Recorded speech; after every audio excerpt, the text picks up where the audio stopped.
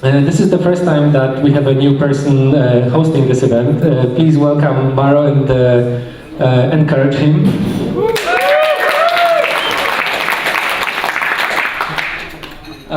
So, would you like to give us the agenda for tonight? Alright. Hi everyone, thanks for coming. So we start with a presentation by Andrew and Micah. I will tell more about them later, but so the presentation will last for about half an hour or something. So it's open to ask questions. And then we also have a time for answering questions. And then we have a lightning talk by Jeremy. Jeremy, are you here? Where are you? Jeremy? Yeah. So he will have like 10 minutes to tell his story and inspire you guys. And then we'll have for announcements, right? And so you can prepare now if you want to share something with the community, right? So usually up until this moment we've had entrepreneurs come on stage and tell us about their businesses. This time it's a little bit different because it's more about it's more about how technology changes the environment around us, the political and the society. So yeah, this is different. I hope you'll enjoy it. Yeah. So Andrew and Micah will talk about how technology is used by politics, right? Governments and organizations, and Andrew is also chairman of New York Tech Meetups, which is a startup community which has around 30,000 members. So it's quite huge, almost like ours. Do get it. And yeah, and I would also like to thank the Konsulat Generalny Stanów Zjednoczonych w Krakowie. They support us and they make it happen. So please, yeah, take time. Okay, so let's start. Mike is yours, guys. Okay. Dzień dobry Państwa. No, dobry wieczór Państwa. Ja się przedstawię się po polsku, Andrzej Rasiej z Nowego Jorku, rodzice są Polacy. Ja mam okazję być w Polsce, no bo stworzyliśmy konferencję w Warszawie, się nazywa Personal Democracy Forum. My name is Andrew Rasiej and I'm the founder of Personal Democracy Forum, and I had the pleasure of producing our first event in Warsaw just this past weekend, Friday and Saturday. And we were supported by the US State Department, and we were very glad, very happy that we were also invited to come and visit you here in Krakow and to tell you a little bit about what we do. And this is my partner, Micah Sifry. We've been together for 10 years working on a project called Personal Democracy, which may sound a little counterintuitive, but our theory is that as we are becoming more and more connected, and these tools that we're all using are giving us so much more power of personalization around the choices we make, what we read, what we work on, who we collaborate with, that we will be able to use them also to make our relationship with democracy more personal as well. But a couple of quick sort of historical points, and I'll turn the mic over to Micah. We met right after the Howard Dean campaign. I don't know how many of you remember that name. You were all probably in grammar school when he was running for president. But we met because at a conference in Washington, D.C., and we both realized that young people and other people as well, not just young people, were using blogs to communicate with each other and to build community around his campaign. And even though he didn't win, he raised almost $22 million online during his campaign, and it seemed that something had changed, that there was a new kind of energy that was separate from traditional politics. And we decided that we were going to investigate it together. And we started a conference where we would invite people who were experts or who were trying to be experts about the field to join us and to ask serious questions about whether technology can change politics. Does it make things better? Does it make things worse? By 2006, we started seeing YouTube having an effect on politics. By 2008, it was with Obama's campaign, it was very clear that social media was going to have an impact on politics. And here we are 4 years later in 2012, and I'm sure you have all read to some degree about how the Obama campaign used technology and large data sets and algorithms and systems to manage their campaign in a way that had a significant impact on his ability to win this past election. And then on top of all of the traditional uses of technology for elections, you're all very aware of how people are using technology in political situations and advocacy that aren't necessarily related to traditional electoral politics, but are also associated with things like the Arab Spring or the ACTA protests, or in the United States, the SOPA PIPA protests. And so we have been weaving and growing a community of activists in a nonpartisan way. We have Republicans and Democrats who come to our events. We have elected officials and NGOs, academics, and foundations.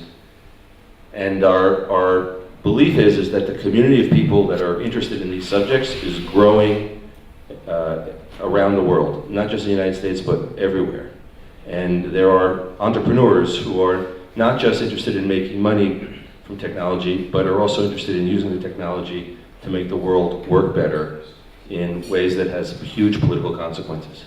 And so we've been monitoring what's been happening in Poland and in Eastern and Central Europe, and it seemed that the time was right to try to open our event in a franchise, in effect, of our event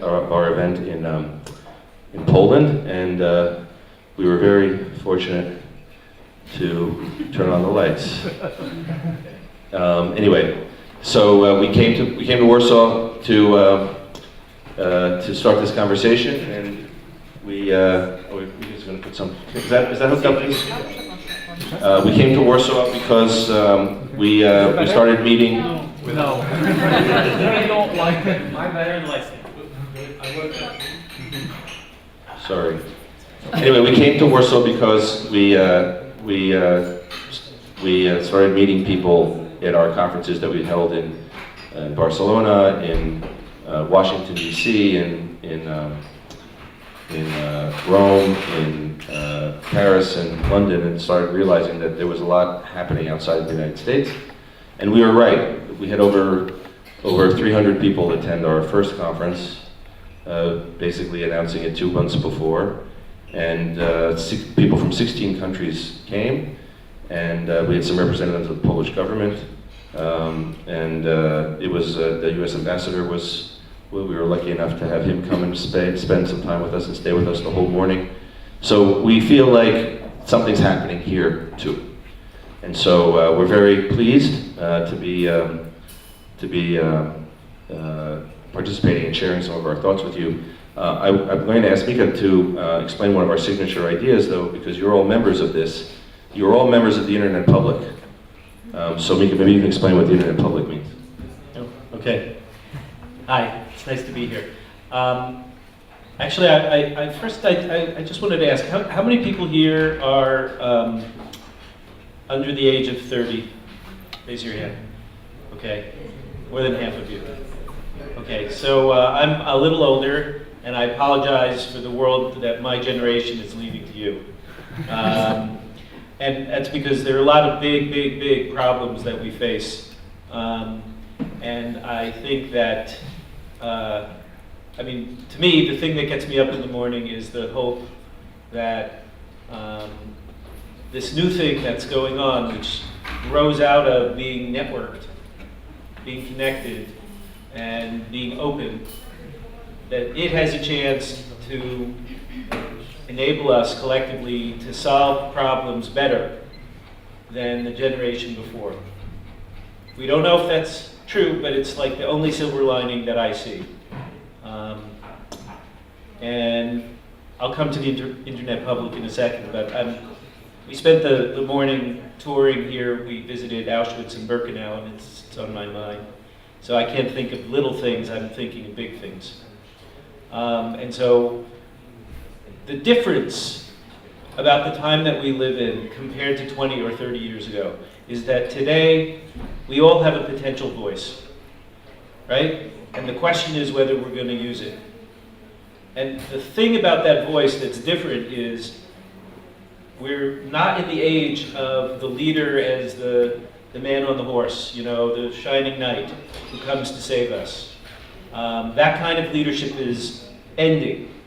It's that kind of leadership that has brought us to the world that we have today. And there's a new kind of leadership that's beginning to emerge. And it's the leadership that comes out of networks. When people figure out how to weave a community together. Let me give you an example. How many people here know who Jimmy Wales is? The founder of Wikipedia. How about Craig Newmark, founder of Craigslist? These are gigantic online communities that are basically run by a new kind of leader who doesn't lead so much by telling people what to do, but by enabling a platform where lots of people can do things that make sense to them together, right? Whether it's just listing ads for anything you want to buy or sell on Craigslist, or putting information into an article for free on Wikipedia. And these big communities work in a different way than the old communities that had a president that we elected or a charismatic leader of some kind. It's a new kind of leadership. And the reason why this new kind of leadership works is because the public is different. Now, I grew up in a time when television ruled the world. And the kind of public you get when television is in charge is one where we watch other people speaking at us. They have all the power, and we are basically just the passive consumers watching. Okay? That's the TV public. The internet changes the meaning of the public. The internet makes it possible for all of us to speak to each other. When you blog something or you put it on Facebook or Twitter or whatever it may be, it's visible to everybody else. You have a printing press in your pocket, and it's connected to everybody else. And the type of public that grows out of that kind of technology is different because we can talk back. Because we can talk with each other while the boss is talking. We can talk behind his back, and we can actually say things louder if we want. Right? And you experienced a little bit of this with the ACTA protest. I think there's just one very recent example where here was an issue that the mainstream politicians didn't understand, and they all thought they knew what was best, and they were going to push it through, and the next thing they knew, there were this new movement. Where did it come from? They didn't understand it because it came from the internet public. The same is true in Egypt. We actually borrowed this phrase from an academic who I have to give credit to, Dave Parry, teaches in Texas. When the Egyptian government shut off the internet, remember what happened? The protests had begun, they shut down the internet, and the protests got bigger. And part of the reason is because all the people who had been watching at home, online, couldn't find out what was going on anymore, and they went into the streets. Partly because they wanted to find out, and also because they were outraged. How could you take away the internet? And what Dave said after this is, you can shut off the public internet, but you can't shut off the internet public. And what he meant, and what I hope maybe this idea strikes a chord with you, is the idea is that once we're all connected like this, or not even all of us, once a large number of us, in Egypt, I think it's only 20% that have internet. But once a significant number of people are connected to each other in all these open ways, you can't shut it off. You try to take it away, they will fight. And right now, we've mostly seen those fights in negative terms. In other words, stop ACTA, stop SOPA, stop PIPA, don't shut off my internet. We're just beginning to see what the positive side of it might be. And that's one of the things that Andrew and I are very excited exploring, with Personal Democracy Forum, is what is the positive side of the internet public? I have one idea, which is the idea that we're going to share more with each other and consume less, right? A lot of the new companies that are being started are built around sharing. Take Zipcar, or I don't know whether you have Airbnb. People basically renting their cars to each other or renting their sofas to each other.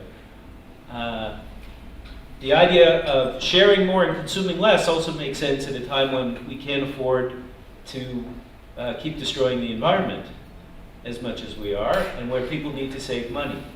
But the internet is all about rewarding sharing. So it makes sense that new businesses will also flow out of that same kind of culture.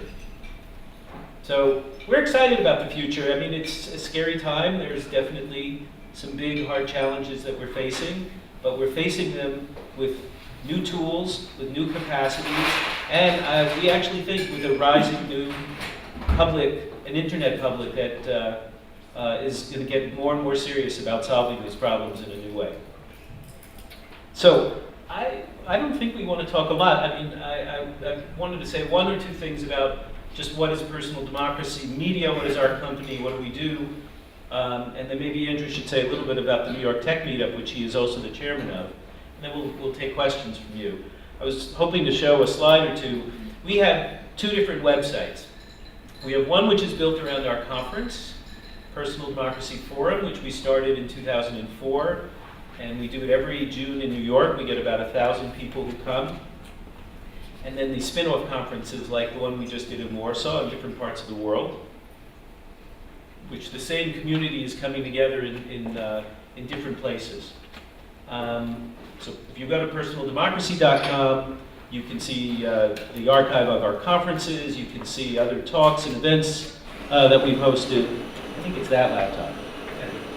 And then the other site that we have, which I just want to recommend to you, if you want to follow this space for the news that happens every day, about 5 years ago, 6 years ago, just as the presidential campaign was starting in the US, we launched a new site called Tech President. And our original idea was we would look at how the internet was changing the US presidential election. And then we just continued it afterwards. So if you go to techpresident.com, you'll find daily journalism looking at how technology is changing politics in the US, how it's changing government, and also around the world. We have a whole big section that we call WeGov, which is the idea of we together co-creating new forms of government. So just to be engaged in at least a larger part of the community, I just want to recommend those two sites to you. So Andrew, say a few words about the Tech Meetup, and then we'll take some questions. Sure. So the New York Tech Meetup got started in 2004. It was founded by Scott Heiferman, who is actually the founder of meetup.com, which he actually had started a couple of years earlier. And it occurred to him that it didn't make sense for him to be the head of a huge platform like he was describing without him trying to create his own meetup. You can put that one up if you like. Oops. Okay. Which one? Is that our site or is that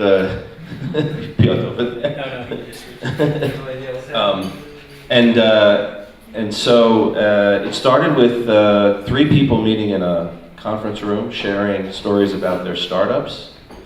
The second meeting a month later was 20 people, and it grew by 2009 to 13,000 people, to the point where Scott was spending more time running his meetup than he was running his company. And he resigned as the head of the Tech Meetup, formed a board of directors, and asked me to participate. And after a few months, I was fortunate enough to be asked to be the chairman. And it's a very exciting role because there's a renaissance happening in New York around technology and startups. Right now we have 30,000 members. We have one meetup a month, the main meetup, which is for about 900 people.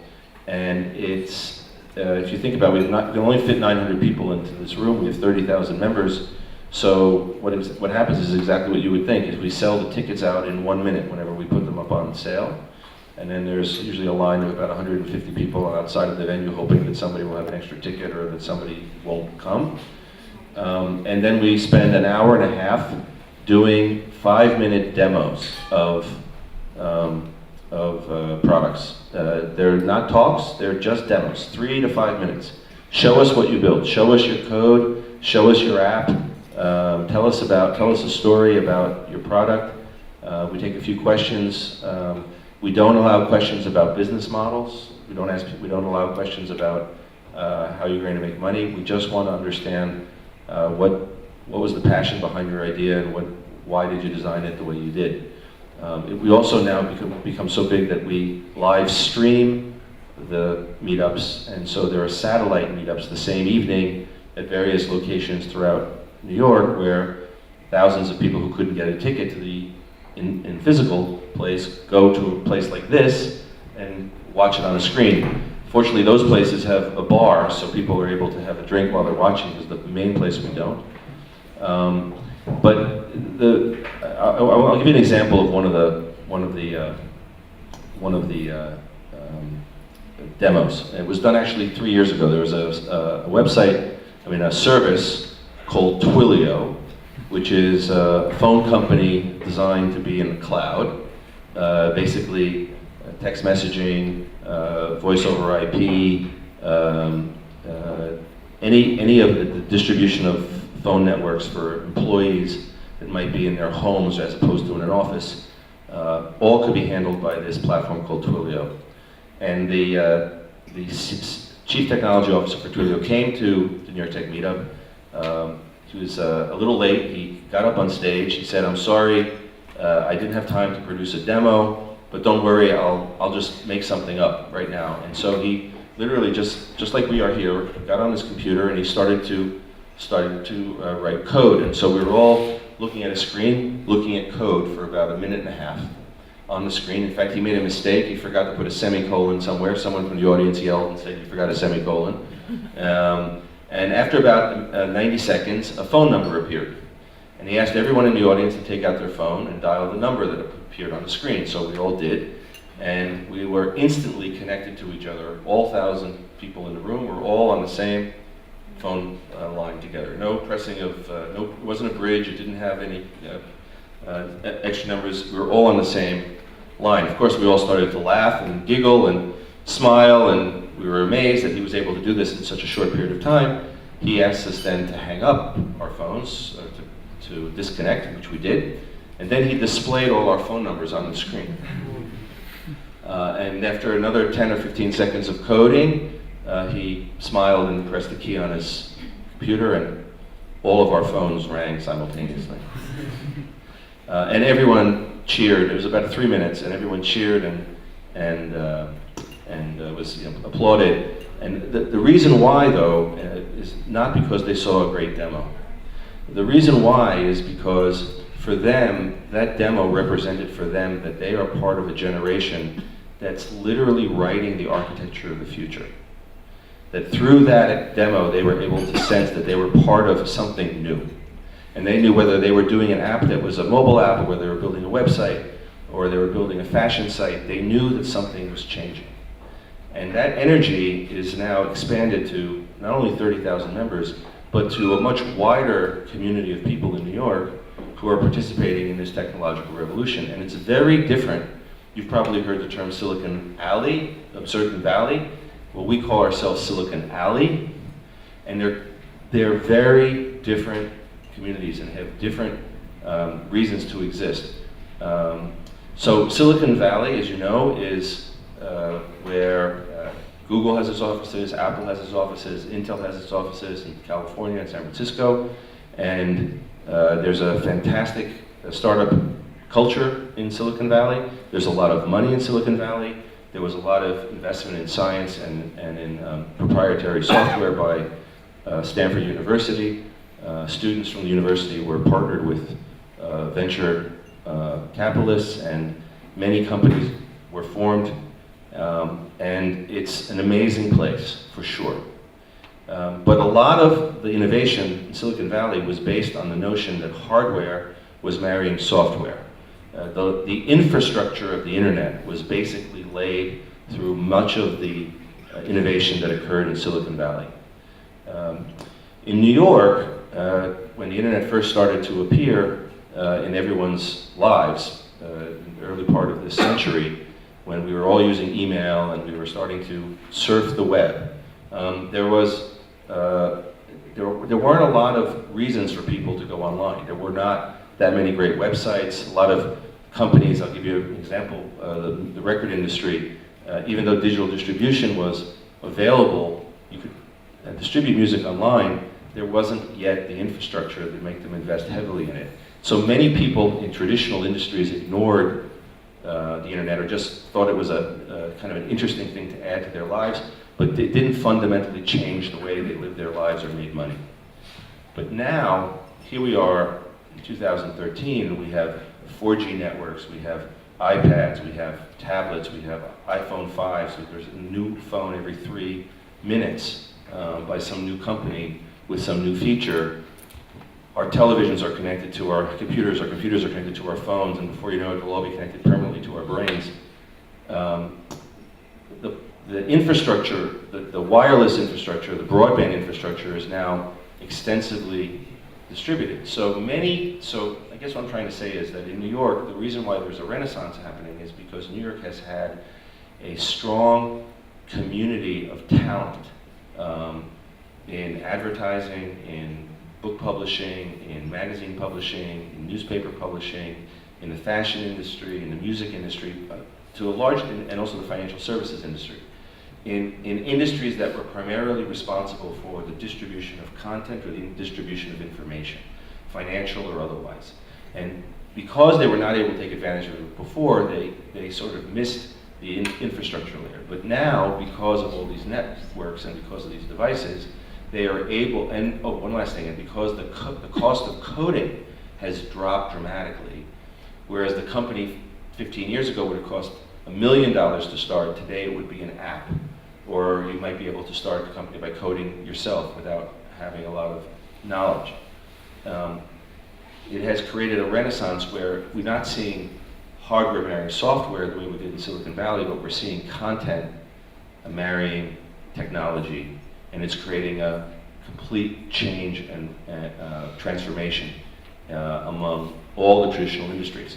So just to finish, any city, in fact, any country that has high quality human, well-educated human talent is now able to participate in technological revolution.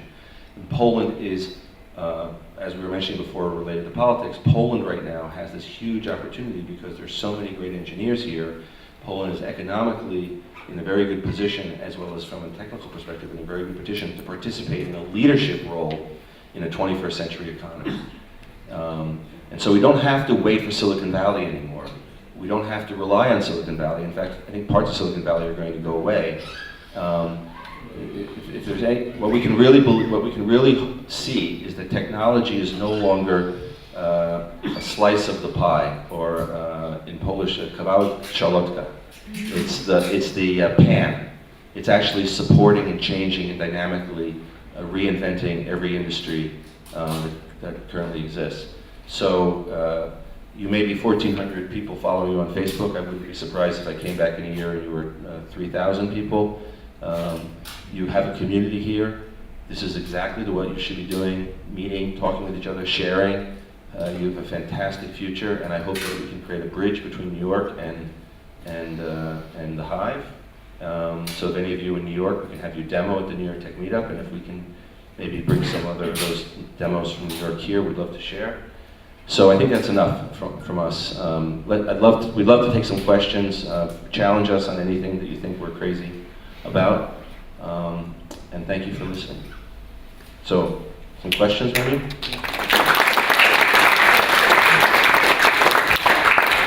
I know that here it's not typical to, in a situation like this, to, oh, yes. Can I have something like Please.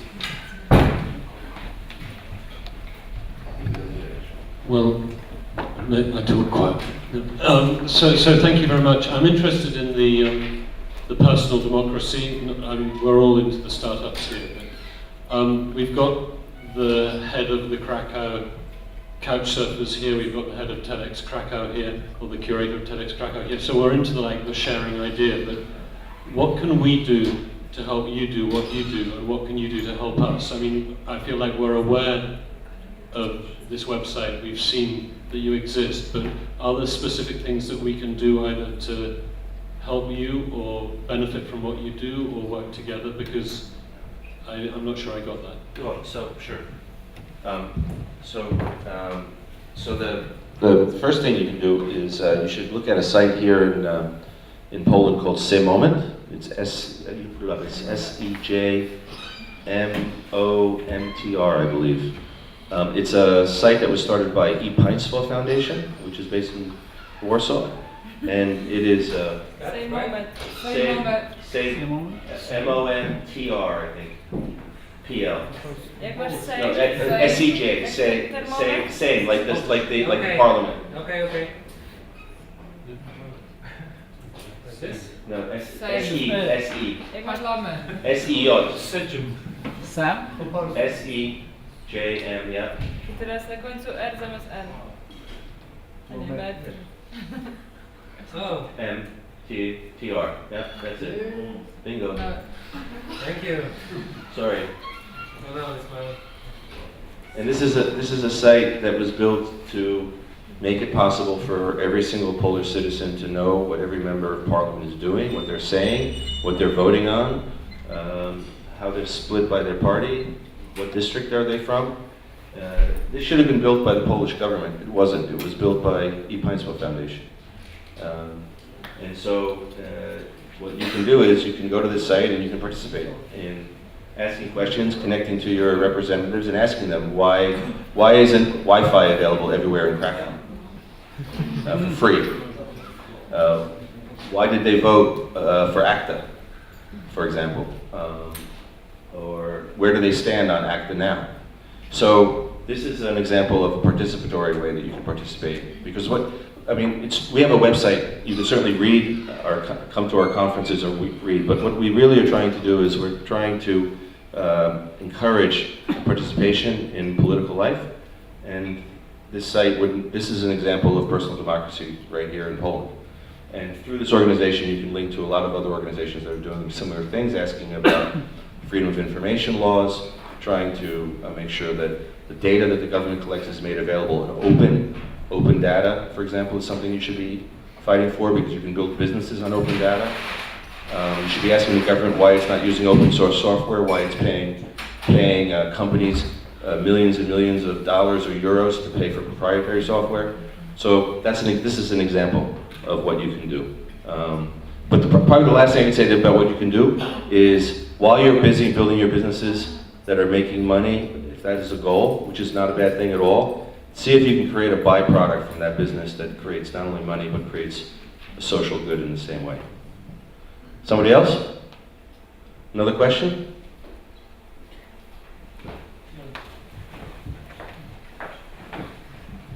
Hi. I was just wondering about the Sunlight Foundation that you two are involved with. I was just wondering what was the motivation behind creating that and if it's had any effect on the government. Sure. So, Andrew and I were privileged to help get Sunlight set up in 2006, and we've been advisors to the foundation ever since. Just a few words, Sunlight Foundation, if you haven't heard of it, is a very it's a cutting-edge transparency in government project with about 45 people on staff in Washington and a large network of support that is working to open up government and then use open data to help people really understand what's going on inside Washington, flush out the bad behavior and reward the good behavior, and maybe get us a more accountable, effective government along the way. It was started, actually by a businessman named Mike Klein, who had made a lot of money in all sorts of traditional ways in Washington as a lawyer, and was a lot fed up at the corruption that he saw, that he felt was endemic, that the crime was how much of it was legal. We have like legalized bribery in campaign contributions and the way lobbying works to distort government decisions. And he really wanted to do whatever he could to try and blow that up. And after a couple of other ideas, to save time, I won't go into all of them, he came to us and felt that the internet had to be a big part of this. He wanted to see more investigative journalism, and investigative journalists said, it's hard to do. The information is locked up. It's very difficult for us to get all, to connect all the dots. And then sometimes they don't all connect up, but anything you can do to make it easier for people to access what government is doing with our money in as close to real time as possible will advance the ability of journalists to ferry out the details, or individual citizens. Citizen journalists can do this work too. And so the idea of Sunlight is to harness the social web along with big data to open up government and hopefully make it a little less corrupt and a little more effective. I would say we're only halfway there. We've done a lot to digitize essential data. We've figured out how to connect this data up, and we've seen in the last 2 years, Sunlight's APIs have been used about 500 million times for all kinds of things ranging from research to advocacy. So in the Sopa Pipa protests, some of the underlying engineering that was helping power those protests, the emails to members of Congress or the connecting the money to the votes that they were planning to take, came from Sunlight's APIs. But we have still a lot of work to do to get the data closer to real time. I don't know what the state of disclosure is in Poland, but in the United States, when a lobbyist registers and lobbies a member of Congress, the only information they actually have to release to the public is which branch of the legislature they're lobbying. And we find out very late after the fact about campaign contributions. They're only disclosed once every 3 months. So there's a lot of stuff that is still has to be pulled away. But we have a real-time database of all the fundraisers that take place in Washington that people have used to map out where they're happening, who's bundling money for who. So slowly but surely we're peeling back the layers of the onion. And I think also the good news is that there's a culture change that's starting to happen inside government. It's coming in part because whoever is in the out party wants to use transparency against the in party. When the Democrats were out, they were much more for transparency, and then when they got in and back in control of Congress and then the White House, they actually did a few things that they had promised to do. And then as they got more comfortable being in power, they got a little slower on keeping those promises, and then it was the Republicans who have been saying, now that they're out, that they're for more transparency. And as a citizen, what that says to me is, this is part of the process. You have to assume that it's going to have an ebb and flow, and our job is to be advocates for the cause, for the principles, regardless of which party is in there. And slowly we will get allies on both sides, whether it's from the White House side or from Congress side. And we're beginning to see a culture shift. I mean, the White House just announced that they want to have a day of civic hacking. And, I mean, it's the first time I've ever seen the White House embrace the word hacker in such a big way.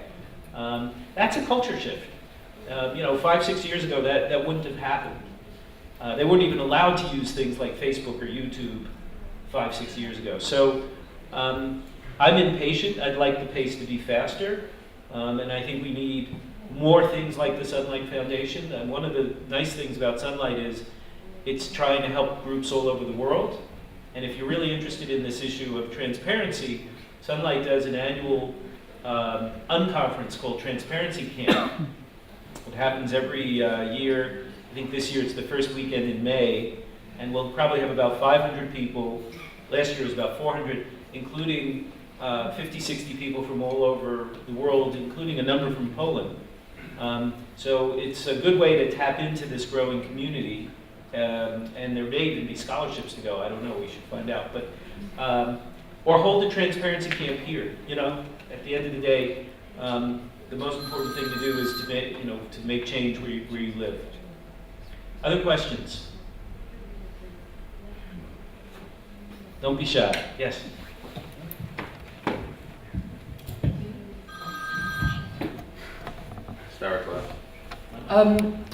I've got a question about how do you think how to put this? I read over the weekend that over half of American assets are in the hands of 400 people. So there's a massive resistance to kind of fundamental change, I think, that I think you might be heading towards. And I'm just curious to hear how you think, you know, what kind of reactions are you seeing to what's going on? Is it tinkering around the edges, or are real fundamental things being done to address the kind of inequality? So that's a great question, and it's a little bit outside of our scope of expertise. So I'll answer personally, which is to say two things. The first one is that if you look at the history of America, it's always been a contest between organized money and organized people. And most of the time people aren't that well organized, while money is always well organized. And so there's an ebb and flow. And there's no question that we're in a period where money is very concentrated again, and people are just beginning to learn how to get better organized again. Bill Clinton once said, there isn't anything that is wrong with America that can't be fixed by what's right with America. I think that was the quote. And I think that's right. I mean, I think our country has some very serious challenges, including inequality. But we also have great capacity for positive change.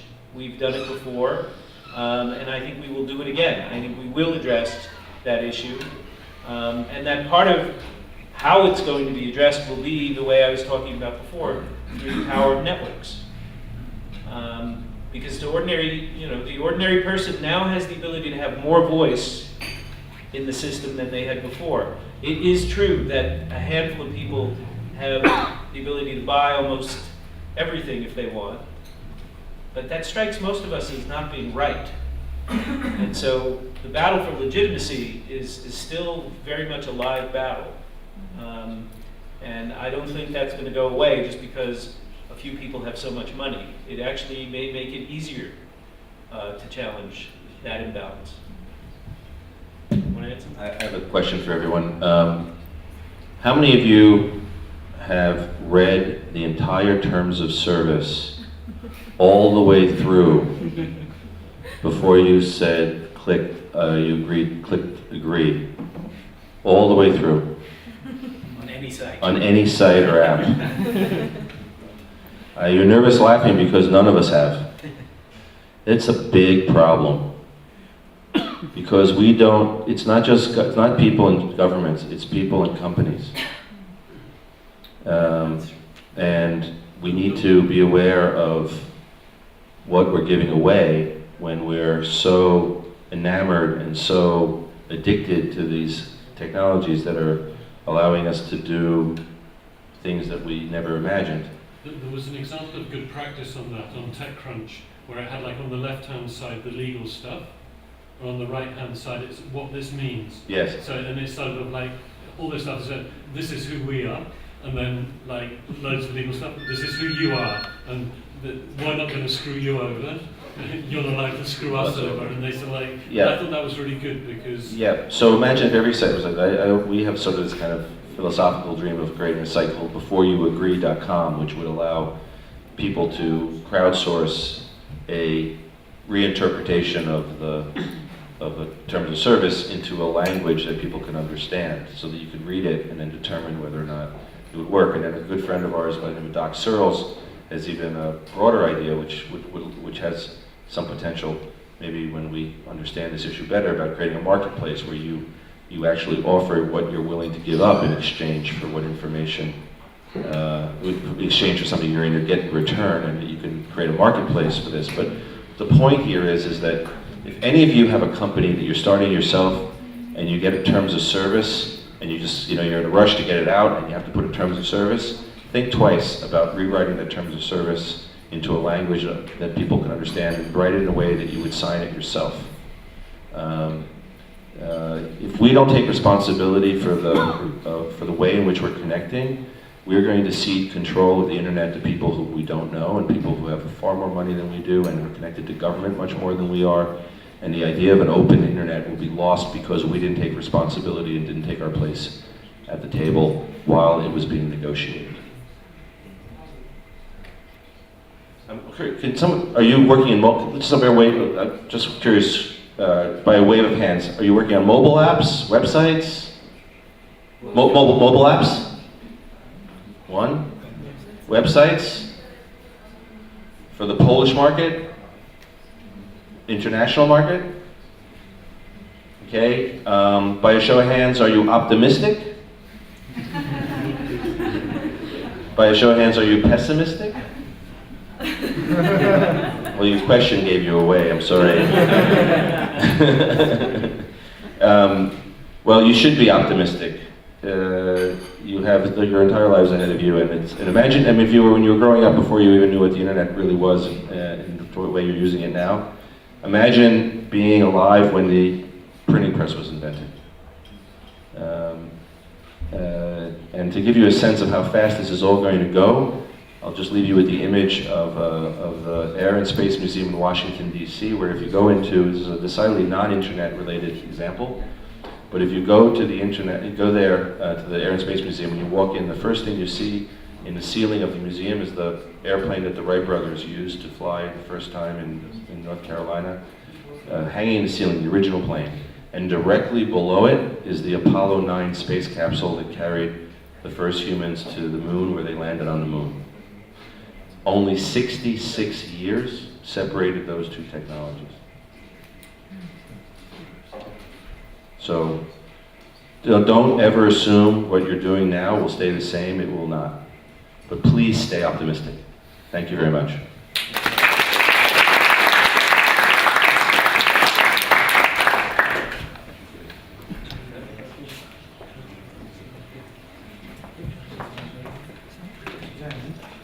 Yeah, so okay. Thank you so much, Andrew and Micah. Now it's time for the lightning talk by Jeremy. Please welcome him on stage. Hi everyone. So I'm Jeremy. I'm 28 years old. I'm originally from Singapore, but I grew up in many places, mainly Australia. So I don't really know what job title I've decided to give myself. Sometimes it's internet entrepreneur, sometimes it's computer nerd, sometimes it's engineer, and I even convinced someone once that I was a kangaroo trainer. So anyway, 4 years ago I was working in the desert in Western Australia on a mine site. I just finished university and I was a mining engineer. So it was my first full-time job and it was kind of boring. I didn't really like it very much. So 6 months after I started working, I went on a Euro trip with my best friend. It was amazing. We went to so many different countries around Europe, and really I could do a whole presentation just on this amazing trip. Unfortunately, it ended, and I had to go back to work. And when I got back to work, I was a little bit depressed. So I kind of looked around this mine site, and I just thought, what am I doing here? Don't want to be here. I want to still be on holiday. I still want to be partying. So I came up with a plan that if it worked, it would allow me to travel as much as I liked, do whatever I want, and get paid, hopefully a lot of money, because I wanted to buy a Ferrari. So, Programming has always been my hobby. Well, not always, but for a long time. While I was working as an engineer, I was also teaching myself PHP, MySQL, and JavaScript just from the internet. And I was working on this secret website, which I was convinced was going to be the next big thing and was going to make me a millionaire. So I was trying to work on this website at the same time as working full time, and it kind of didn't work out. I was working 12 hours a day on this mine site in the desert, and I'd only have maybe about 1 hour, 2 hours to program at the end of the day if I wasn't too tired. So I lasted at my job maybe another 9 months, and then I quit. I resigned. I became a bartender in Australia for 2 months, and then I left Australia and I landed here in Krakow, where I decided to start working full-time on my secret website and drink a lot of vodka too. So after a while, living here in Krakow, I started running out of money, and I was wondering, what am I going to do? I didn't want to go back to this mine site. I didn't want to go back and get a full-time job. So I was really lucky in that an idea just kind of came to me, landed in my lap, And the idea was a new website, and it was going to be a staff management system for the promotions industry in Australia. Just so we all know what I'm talking about, the promotions industry it can be described really, really simply as those hot girls that you see in shopping centers and public places that give out free samples of new products like Coca-Cola or perfume, that kind of thing. So, many years ago, back in Australia, I used to be just like those girls. And I would skip a lot of my uni lectures and I would just go and work. And it was a really fun job. On the downside, my uni marks kind of went downhill. But on the plus side, I made a whole bunch of good contacts in the industry in Australia, and I understood totally how this industry worked. And because of that, I kind of knew exactly what kind of website I could make and get them to fall in love with and get them to use. So, back here in Krakow, I stopped working on my secret website and I started working on this new idea, which was a staff management website for promotions agencies. It took me about 3 months and I got a basic, ugly looking prototype going. And I called up 2 companies that I used to work for in Australia and I got them to go on trial, started using it. So they started using it and they really loved it, they really liked it. And so they told me this and I said, okay, that's really great, can you please start paying me to use it? And they actually agreed. So I started charging them 250 Australian dollars a month to use this website.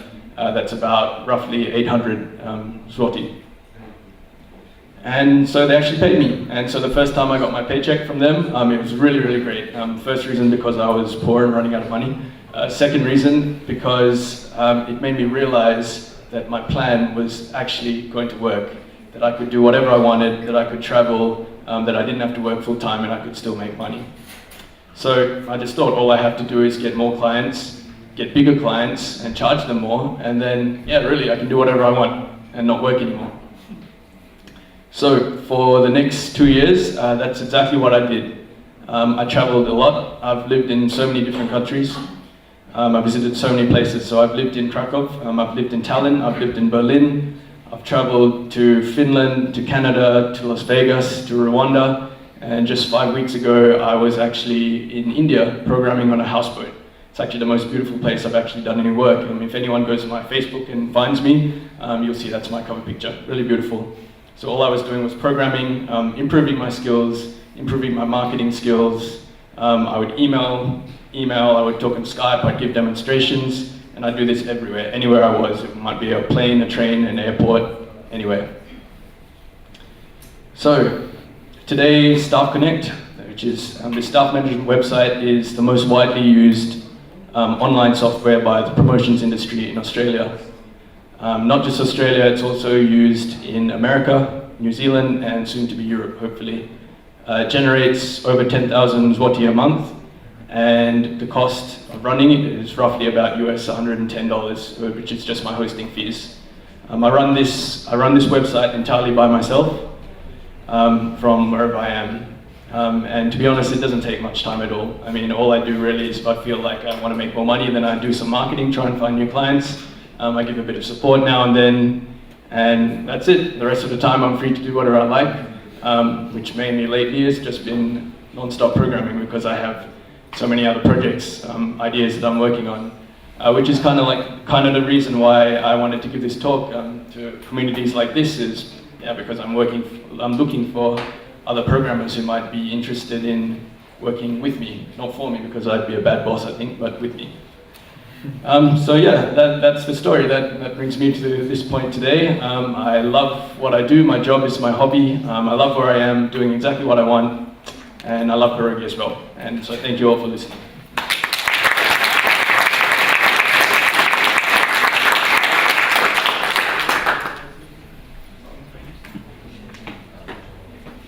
Thanks a lot. Is there anyone that would like to ask a question to Jeremy? Just raise your hand if you do. You want to say something? Yeah. What's your Facebook? So no questions to Jeremy? What's your Facebook? What's your Facebook? So facebook.com/JeremyJ11. So I have a question for you. So you've traveled all around the world? What do you think of the engineering talent in Poland and in Krakow? It's really great. It's amazing. So the first time I came here, well, I was just surprised. You know, it's such a university city. The people that I met here, well, a lot of them were so smart. They were so well educated. A lot of them spent more time at university than me and seemed to work harder.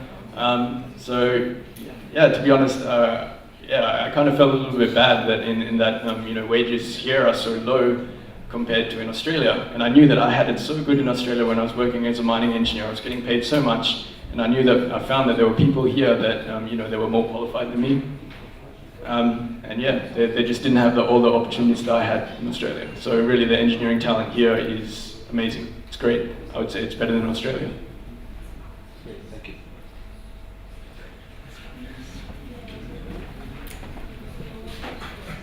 Thanks, Jeremy. Just a quick one. What's the secret website? Put it up. No, it's not online anymore. All right. I guess I can tell one of the secret websites because I'm not really going to do it anymore, and so maybe one of you guys might be able to do it. So I actually started it and put it online. I'm not sure. Has anyone ever heard of the $1 Million website, $1 Million homepage? Yes. Yes. Okay. So for those people that don't, it's basically some guy. I think he was a marketing student. He just created a website, and it was 1 million pixels by 1 million pixels. Something like that. And basically he just sold these pixels as advertising. $1 pixel. At $1 a pixel. So basically anyone could just advertise. They could put up a picture or whatever they like, and they would pay this guy just to put an advertisement on his webpage. So when I came across this, like, I was really, really inspired, and I thought, damn, that's like an easy way to make $1 million. But then at the same time I thought, oh, how can I do this and be smarter about it? And I wanted to make it unlimited. I didn't want $1 million, I wanted more than $1 million. So I came up with this idea called the world's longest banner. So the idea was it was going to be an online banner. So, you know, a banner, just a long thing. It was going to be scrollable. And basically anyone could just upload a picture on there, advertise their business, put whatever they want, put a link. And the idea is they would pay me for whatever length of pixels that they put up there. So this was actually the first ever website that I made and put online. This was back when I was a mining engineer. And it was fun, it worked, it was great. So I didn't actually make any money from it because, well, I tried and no one actually wanted to pay me to put anything up there because, well, I'm not a marketer, I'm just a programmer. I can't be bothered with marketing, it's not my thing at all. So I kind of just made this website, put it up there, didn't really bother to market it, moved on to the next project. So if anyone out there is a really good marketer, I have all this code waiting, ready to go. We'll team up 50-50. And yeah, I guess the second website, it's still going to go ahead one day. So that's secret, can't say. You were saying you wanted to hire someone. You didn't say what kind of person you wanted to hire, like marketing person, programmer, or... I guess I'm looking for someone that can kind of do a bit of everything. Bit of programming, bit of graphic design, bit of marketing. You know, honestly, it doesn't matter. Basically, someone who is really motivated to do something. That's all, and a fast learner. Yeah. Any other questions? All right. Well, thank you for listening, guys.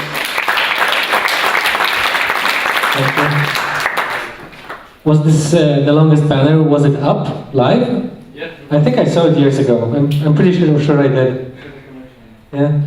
No, I didn't put a commercial on it. Okay. So I guess it's time for announcements. Is there anyone that would like to announce something to the community? Here we go.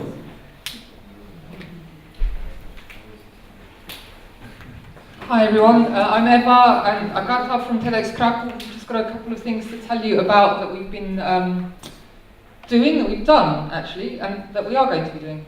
One is the Małopolska API, which we started off last year as a hackathon with the TEDx, just before TEDx Krakow. Our voivoda has very kindly offered to give us whatever data we want, so we're keeping him to his word. The apps are now finally up on our website, so you can have a look at what our brilliant coders came up with. We had 5 apps created over the course of an evening, which is a lot more than I think than our local authority would do over the course of several months. So we're looking forward to, well, we are going to be carrying this project on. The aim is to create an API for Małopolska. We're working with Google to do this. If anyone is interested in joining in, let us know. We'd love to welcome some more developers onto the team. Yeah, so I guess the only thing left to say is that the project is called Małopolska App API, which is MAPI. And actually we're looking not only for developers, but for everybody who wants to get into this initiative, because I think it's much more apart from development. It's like, if it's going to be a huge project, like we want to create the whole API for Małopolska, we also need a lot of planning and your creative input. So. Exactly. The second project we're launching just now is to do with our theme this year for TEDx Krakow, which will happen in the autumn, which is Make. And what we want to do is bring together the maker communities in Krakow. We've got an idea for a project which we're calling Make Krakow, where we want to bring together people from hardware, software and activists in the city, and over the course of a few months to create something that will benefit all of us in the city that we can then show on stage at TEDx Krakow in October.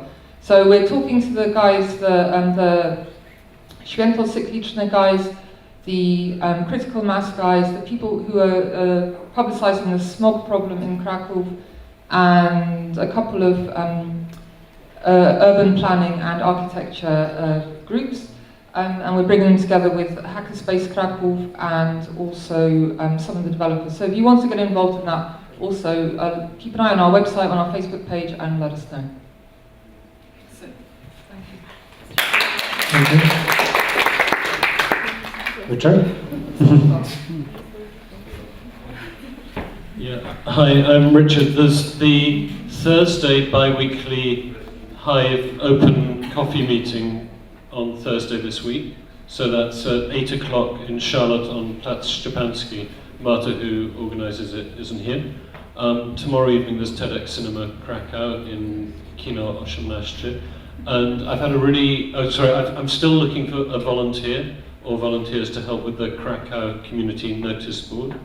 As with Jeremy, it's just someone who's highly motivated and wants to help. But no money. In his case, you can get a high salary for this. There's nothing, just work. And the final thing is I've had a really good business idea to make the world sound better, and I need an acoustic engineer, a sound engineer. So if anyone here is a sound engineer, or anyone here knows anyone who knows anyone who knows anyone who is a sound engineer, who's prepared to work extremely hard for several years, if not longer, speaks English and has great interpersonal skills, and possibly wants to make a lot of money, then they should get in touch. Thank you. There's one more there. Okay. Hi, my name is Marcin, and I would like to invite you to an event which we will host on the 13th of February, so in a week's time.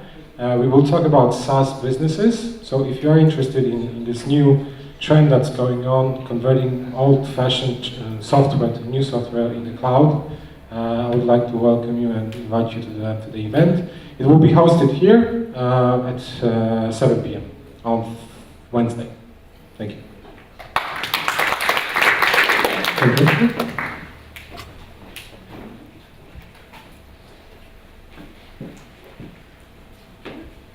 Good evening, everyone.